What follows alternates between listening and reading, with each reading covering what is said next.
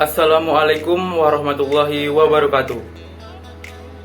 Perkenalkan, nama saya Nur Huda Ananda Pri Juliantoro, nomor induk mahasiswa 210511139. Pada kesempatan kali ini, saya akan melaksanakan UAS mata kuliah ilmu urai. 5 macam gerak sendi yang terdapat pada tubuh manusia. Yang pertama adalah sendi geser. Sendi geser adalah sendi yang dapat bergerak bergeser. Contohnya sendi pada tulang belakang. Yang kedua, sendi engsel. Sendi yang dapat bergerak satu arah. Contohnya lutut dan siku. Yang ketiga, sendi gulung. Sendi yang dapat bergerak rotasi. Contohnya tulang hasta, sendi yang terdapat pada hasta dan pengumpil. Yang keempat, sendi putar, yaitu sendi yang dapat bergerak berputar. Contohnya tulang yang terdapat pada leher. Selanjutnya, sendi peluru atau sendi yang dapat bergerak ke segala arah. Contohnya bahu. Yang terakhir adalah sendi plana, yaitu sendi yang dapat bergerak kedua arah. Contohnya pergelangan tangan. 8 jenis nama sendi yang terdapat pada tubuh manusia, yaitu articulatio superior radio ulnaris, sendi yang berada di antara os ulna dan os radius.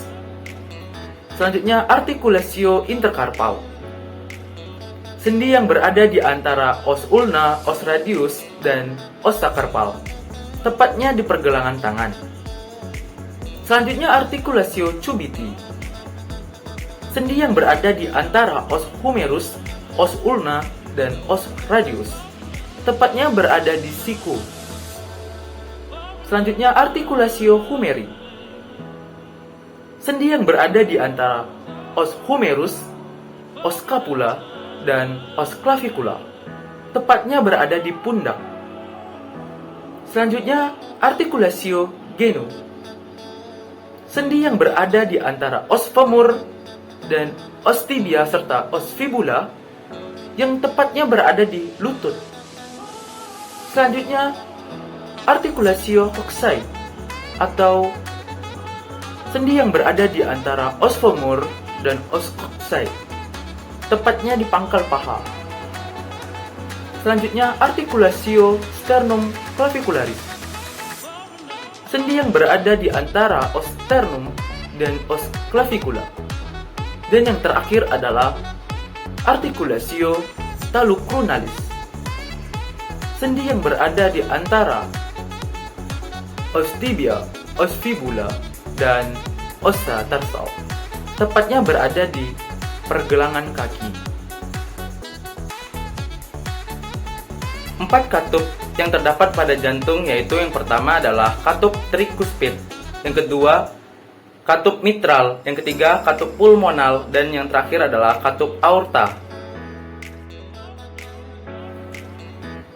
Mekanisme peredaran darah kecil atau peredaran darah pulmonal.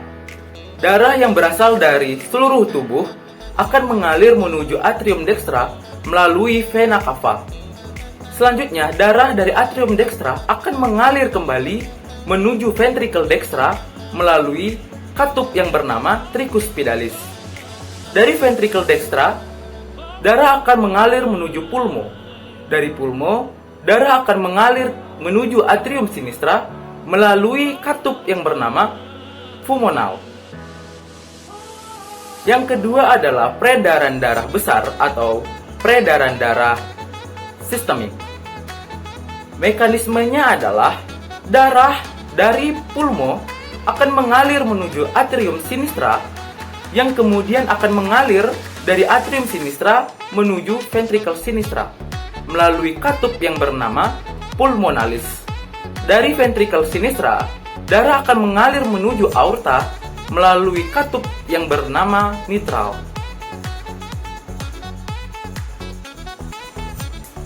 Sistem pernapasan atau sistem respirasi. Sistem pernapasan adalah proses pengambilan oksigen atau mengikat oksigen dan melepaskan karbon dioksida oleh tubuh manusia.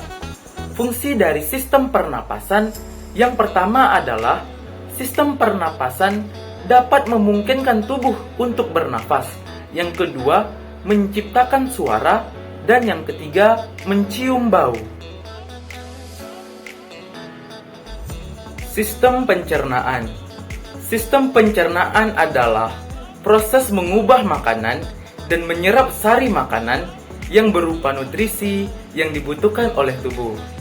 Proses pencernaan juga merupakan proses memecah makanan yang kompleks menjadi molekul yang lebih sederhana.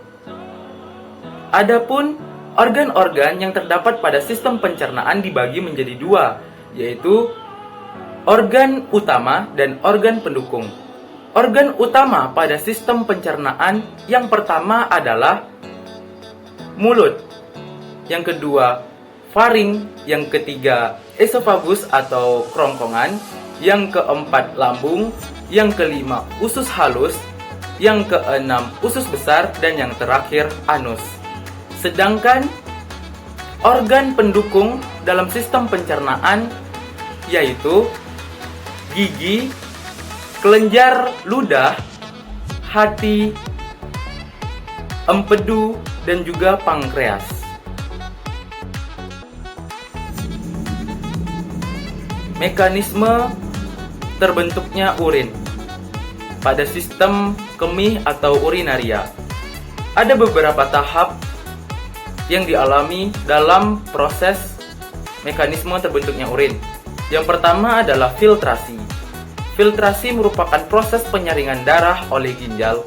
Darah yang mengandung zat sisa metabolisme akan disaring karena dapat menjadi racun untuk tubuh. Hasil penyaringan ini disebut dengan urin primer.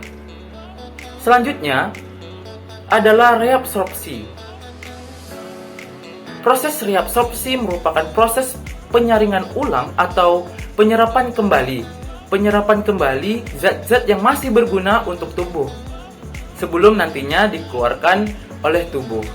Setelah proses ini terbentuklah yang namanya urin sekunder.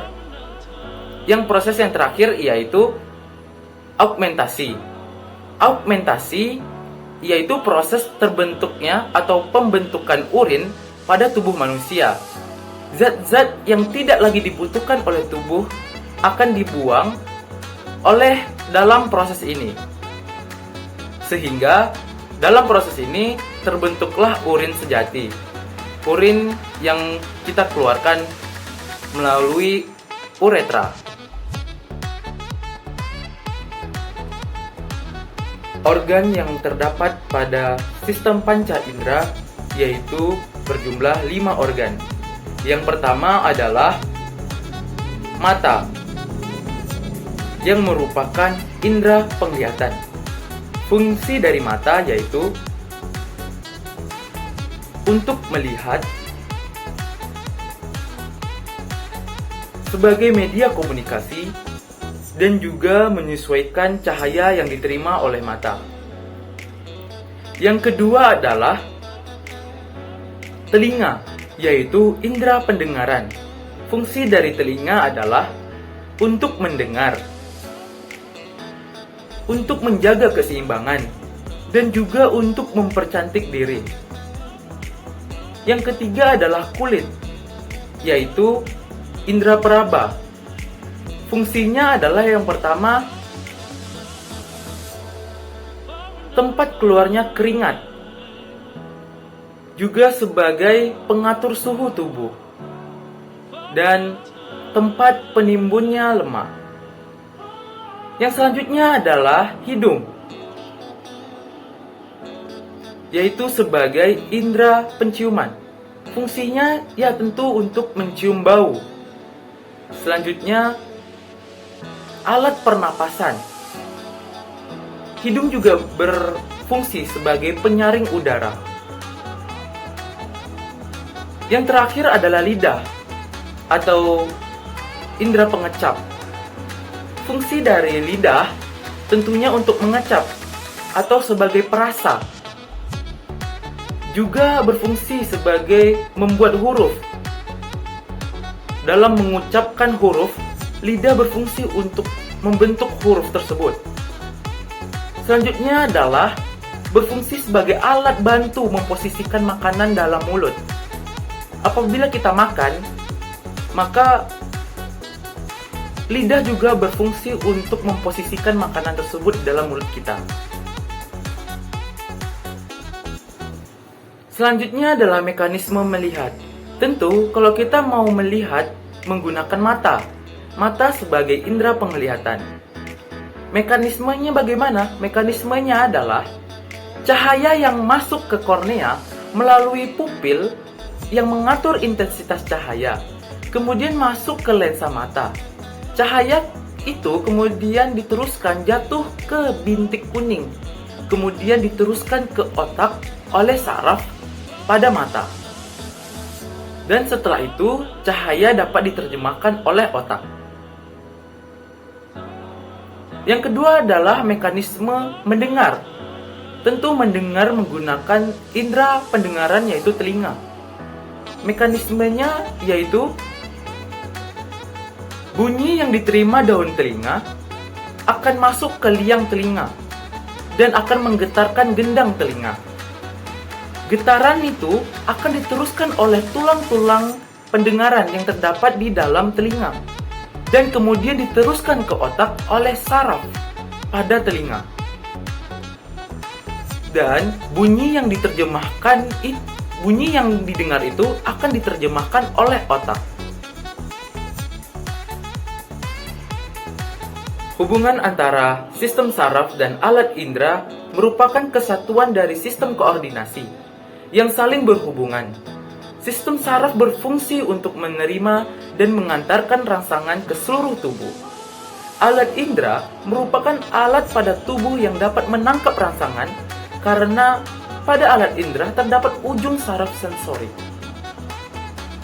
Otak sebagai pusat dalam mengendalikan tubuh haruslah memiliki perantara yaitu berupa syaraf. Maka otak akan memerintahkan syaraf untuk menggerakkan panca indera yang terdapat pada tubuh manusia. Demikianlah pelaksanaan ujian akhir semester mata kuliah ilmu urai.